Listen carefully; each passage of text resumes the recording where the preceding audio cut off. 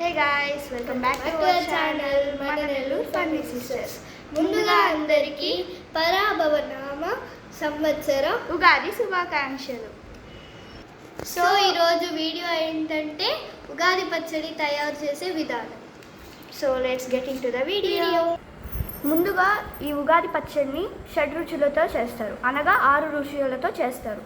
First వేపపూత, బెల్లం, చింతపండు, పచ్చిమిర్చి, ఉప్పు, మామిడికాయ. ముందుగా నానబెట్టుకున్న చింతపండు రసాన్ని వేసేద్దాం. ఇది మనకి పులుపునిస్తుంది. తర్వాత వేపపూత వేసేద్దాం. ఇది చేదు. నెక్స్ట్ బెల్లం, ఇది తీపి.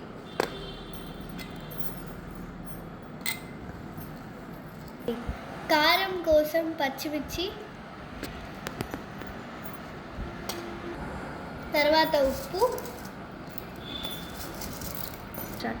చివరిగా వగరి కోసం మామిడికాయ ముక్కలు.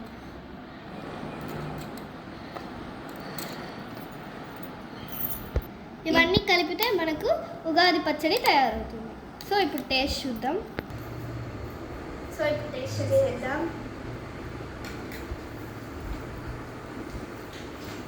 వేరే లెవెల్ గైస్.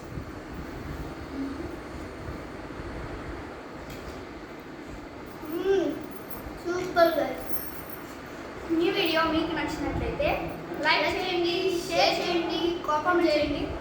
మరిన్ని వీడియోస్ కోసం మా ఛానల్ని సబ్స్క్రైబ్ చేసుకోండి. Bye bye guys. మీకు నచ్చితే